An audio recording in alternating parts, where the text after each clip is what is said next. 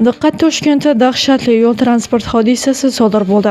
Assalomu alaykum hurmatli tomoshabin, tezkor yangiliklardan xabardor bo'lib turishni istasangiz kanalimizga obuna bo'lib, videolarimiz davomida bir dona like tugmachasini bosib qoldirishni unutmang.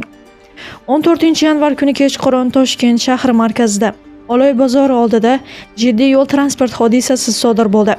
Dastlabki ma'lumotlarga ko'ra, kamida 6 nafar avtomobil ishtirokida zanjirli to'qnashuv kuzatilgan. Guvohlar va taqdim etilgan suratlarda Kia, BYD Malibu 2, Tracker, Cobalt hamda Jetour rusumli mashinalarning bir yo'nalishda harakatlanayotgan paytda bir-biriga urilib ketgani aks etgan. To'qnashuv oqibatida bir necha avtomobilning old qismi jiddiy shikastlangan, ayrim mashinalar esa harakatlanish qobiliyatini yo'qotgan. Hodisa yo'lning serqatnov qismida yuz bergani sababli ushbu hududda transport harakati vaqtincha qiyinlashgan.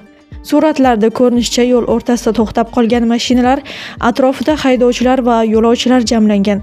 Ayrimlar avtoulovlarni yo'l chetga surishga harakat qilgan.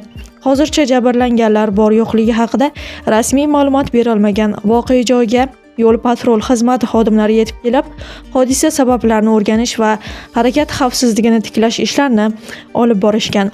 Mutaxassislar haydovchilarning yo'l harakati qoidalariga qat'iy amal qilishga, ayniqsa kechki payt va gavjum chorrahalarda masofa saqlash hamda tezlikni oshirmaslikka chaqirmoqda. Toshkent markazida harakat jadal bo'lgan paytlarda bunday be'tiborlik yo'l transport hodisalariga olib kelishi mumkin deyilgan xabarda. Hurmatli tomoshabin, video haqida o'z fikrlaringizni izohlarda yozib, kanalni yo'qotmaslik uchun obuna bo'lib qo'yishni unutmang.